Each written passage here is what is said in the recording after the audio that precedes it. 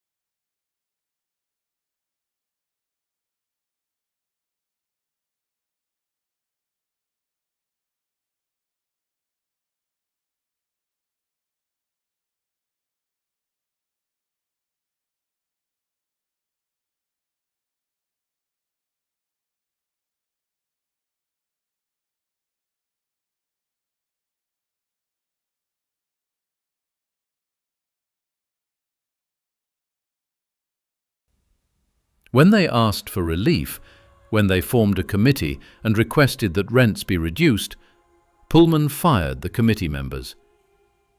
That's when they called Eugene Debs. Eugene Victor Debs was born in 1855 in Terre Haute, Indiana. Working-class family, left school at 14 to work for the railroad. By 20, he was a locomotive fireman, one of the most dangerous jobs on the rails. But Debs was different. He was eloquent. He read constantly Shakespeare, Voltaire, Hugo. He could quote long passages from memory. And he understood something most labor organizers didn't. The problem wasn't individual employers. The problem was the system itself. Most unions were organized by craft, engineers, firemen, conductors, each protecting their own skilled workers. But what about the unskilled, the track workers, the porters, the cleaners? Debs believed all railroad workers should be organized together, by industry, not by craft. In 1893, he founded the American Railway Union. Revolutionary. Any railroad worker could join. White, black, immigrant, it didn't matter. Within a year, the ARU had 150,000 members, the largest union in American history. And in May 1894, when Pullman workers struck, they asked for help. Debs was cautious. A sympathy strike, shutting down railroads to support Pullman workers, would be massive, potentially illegal, almost certainly violent. But the ARU voted to support the strike. On June 26, 1894, ARU members across the country stopped handling trains with Pullman cars.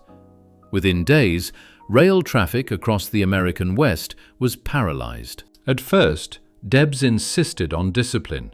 No violence, no destruction. Just refuse to move Pullman cars. And it worked. 27 states were affected. 250,000 workers on strike. The railroads demanded federal intervention. President Grover Cleveland was initially reluctant. This was a private dispute. Why should federal troops be involved? That's when the railroads made a brilliant move. They attached Pullman cars to mail trains. Now the strike wasn't just disrupting commerce, it was disrupting the U.S. mail, a federal crime. Attorney General Richard Olney, conveniently a former railroad lawyer, advised Cleveland that federal intervention was necessary. On July 2nd, Cleveland ordered federal troops to Chicago. Debs protested. "We're not interfering with mail. We're refusing to move Pullman cars." It didn't matter.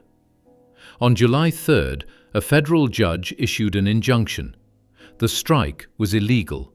All workers must return immediately. Debs refused. July 4, 1894. Federal troops clashed with strikers. 13 killed, hundreds wounded. The violence Debs had tried to prevent had erupted. And now the public saw exactly what they'd seen at Homestead. Workers being shot protecting corporate interests. But this time it was worse. It wasn't private Pinkertons, it was the federal government, the United States Army deployed to break a strike. On July 10th, Eugene Debs was arrested for contempt of court. The strike collapsed. The ARU was destroyed. Debs was sentenced to 6 months in prison. And that's where everything changed. In prison, Debs had time to read socialist literature, Marx, Edward Bellamy. He'd believed workers could win within the system, organize, strike, negotiate. But Homestead proved corporations would use violence before they'd negotiate. and Pullman proved the federal government would help them. The system wasn't broken. It was working exactly as designed, to protect capital, to suppress labor. When Debs was released in November 1894, 100,000 people met him at the train station. He'd gone into prison as a labor organizer. He came out as a socialist. And he would spend the rest of his life arguing for something that seemed impossible, that workers deserved political power, not just economic bargaining. Between 1894 and 1904, there were 37,000 strikes in the United States. 37,000. Coal miners in Pennsylvania, textile workers in Massachusetts, steel workers across the Midwest. Most failed, broken by Pinkertons, militias, federal troops, or starvation. But each one followed the same pattern. Workers strike, violence erupts, public watches. Reformers document the conditions. Politicians feel pressure. And slowly, the cost of maintaining Gilded Age labor conditions became unsustainable. Not because corporations became humane, but because suppressing labor required increasingly visible violence. And that violence had political consequences. Think about a politician's position in 1900. Your campaign is funded by industrialists. They expect troops when workers strike. But you also need votes. And every time troops shoot striking workers, photographs appear in newspapers. Stories of widows and orphans, reformers giving speeches about wage slavery. You can suppress one strike, 10, maybe 100. But 37,000? At some point, the violence becomes the story. And that changes the political calculation. In 1904, Ida Tarbell published The History of the Standard Oil Company. Meticulously researched, she showed how John D. Rockefeller built his monopoly through intimidation and ruthless elimination of competitors. The public was transfixed. The same year, Upton Sinclair went undercover in Chicago's meatpacking plants. What he saw became The Jungle, so graphic it made readers physically ill. President Theodore Roosevelt read it. He was disgusted. Jacob Riis photographed tenement life. Lewis Hine documented child labor. Lincoln Steffens exposed political corruption. The muckrakers were making the invisible visible. For decades, labor conditions had been easy to ignore. They happened behind factory walls, in company towns, in mines underground. But now? Photographs, detailed articles, novels people couldn't stop talking about. The reformers weren't just arguing workers deserved better. They were showing middle-class Americans what was actually happening. And once people saw it, they couldn't unsee it. March 25, 1911. The Triangle Shirtwaist Factory, New York City, 8th, 9th, and 10th floors. 500 workers, mostly young women, immigrants, Italian and Jewish. They made women's blouses, 10-hour days, locked doors. Management claimed it prevented theft. At 4:40 p.m., a fire started. The workers tried to escape, but the doors were locked. The fire escape collapsed. The ladders couldn't reach above the 6th floor. 146 people died. Some burned. Others jumped from windows. Witnesses watched young women holding hands as they leaped to their deaths. It was the deadliest workplace disaster in New York's history. And it happened in broad daylight, in Manhattan, where everyone could see. The public reaction was immediate and overwhelming. Not sympathy, rage. Because Triangle wasn't an accident. It was the logical result of a system that valued profit over human life. Locked doors to prevent theft. No safety regulations. No inspections. The factory owners were tried for manslaughter. They were acquitted. And that made it worse. 146 dead workers. No one held responsible. That's when New York State passed the most comprehensive workplace safety regulations in American history. Inspections, fire codes, maximum hours. Not because politicians had a change of heart, but because after Triangle, they had no choice. The public demanded it. Here's what Theodore Roosevelt understood in 1901. The labor question wasn't going away. Strikes were increasing. Socialist votes were growing. Violent clashes becoming routine.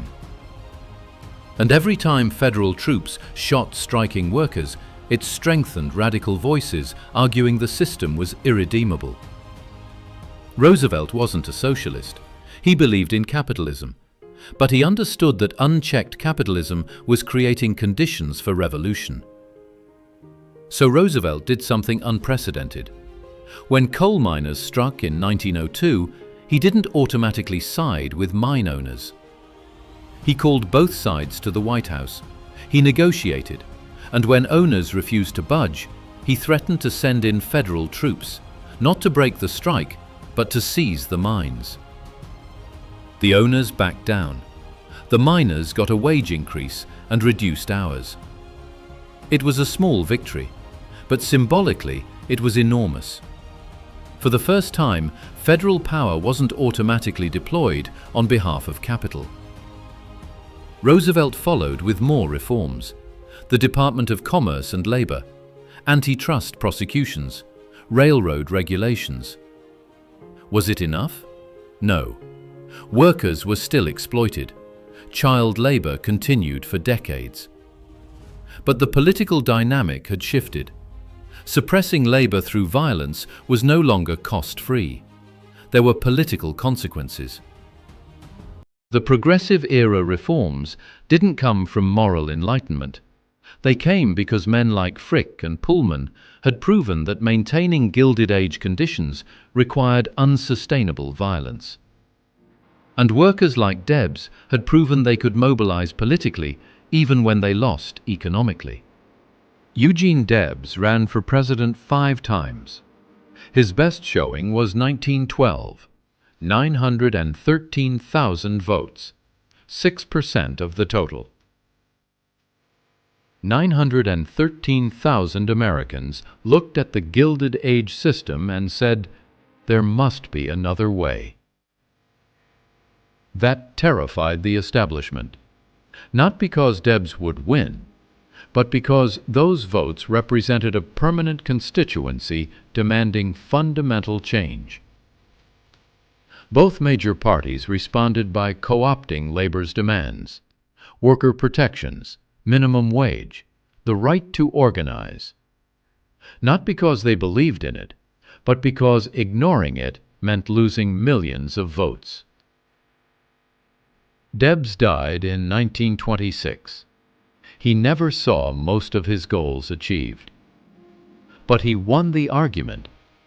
The language of labor rights became mainstream. The idea that workers deserved dignity, that democracy meant economic justice, not just political freedom. He lost every election, but he won what mattered. The Frick collection still stands on Fifth Avenue. You can visit today. Walk through rooms where Henry Clay Frick displayed his Rembrandts. Marvel at the art. But you can't visit the Homestead Works. It's gone, demolished. A shopping center stands where the mill used to be. And here's the question: which one actually mattered? The mansion is beautiful. The art is priceless. But the Homestead Works, the place where the battle happened, That's where the future was being decided. Because what happened on the Monongahela River that July day did more to shape modern America than anything hanging in Frick's gallery. It made corporate violence visible. It proved Gilded Age labor relations required brutality that democracy couldn't sustain. It gave reformers a rallying cry that echoed for decades. Frick built his mansion with steel profits, but those profits came at a cost that eventually became too high. The mansions survived. The system that built them didn't. Let me give you numbers. In 1892, the average industrial worker made $400 a year, worked 72 hours a week, no safety protections, no compensation for injuries, no limit on child labor. By 1938, just 46 years later, everything had changed. The Fair Labor Standards Act, 40-hour work week, minimum wage, overtime pay, child labor banned under 16. The National Labor Relations Act, workers' legal right to organize. OSHA, mandatory workplace safety standards. Workplace deaths dropped from 35,000 per year to 5,000. Still too many, but an 85% reduction. Did this happen because industrialists had a change of heart? No. It happened because workers like those at Homestead made the old system unsustainable. Because Debs and hundreds of thousands demanded political change.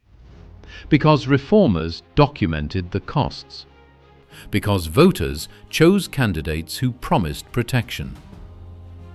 The violence forced the conversation. The political mobilization forced the reforms. The Gilded Age didn't end because it failed economically. The system was incredibly productive. Profits were soaring. It ended because it failed politically. Because democracy and that level of inequality, that level of violence, couldn't coexist indefinitely. Either workers would get representation, or they'd destroy the system that excluded them. Homestead, Pullman, 37,000 strikes. Socialist candidates winning hundreds of thousands of votes. The constant threat of revolution. At some point, the establishment had to choose: adapt or collapse.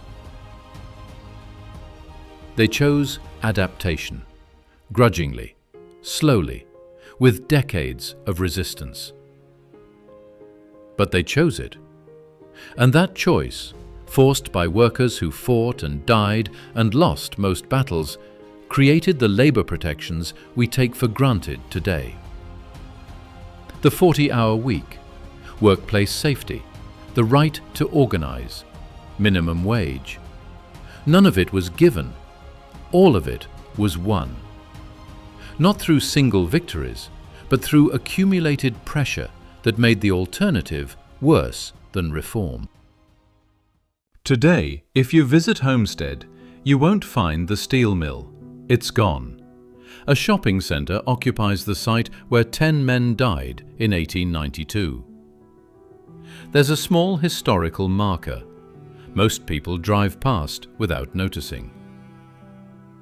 But if you go to New York, you can visit the Frick Collection, one of the most beautiful museums in America. The mansion survived.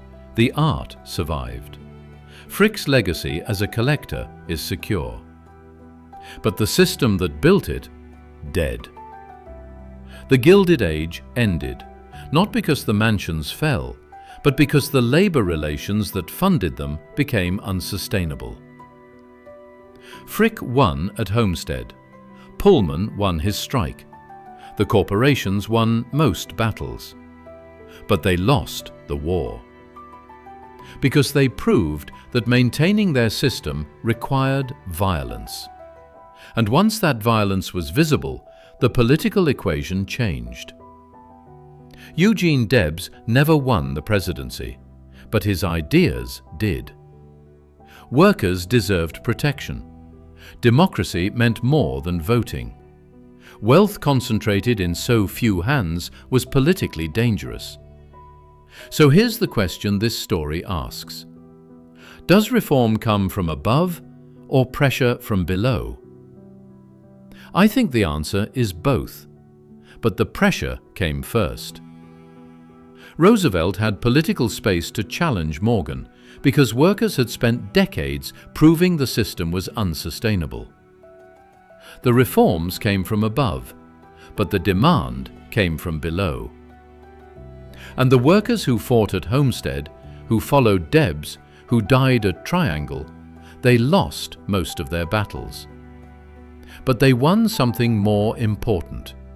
They made change inevitable. Thank you for watching. Drop a comment.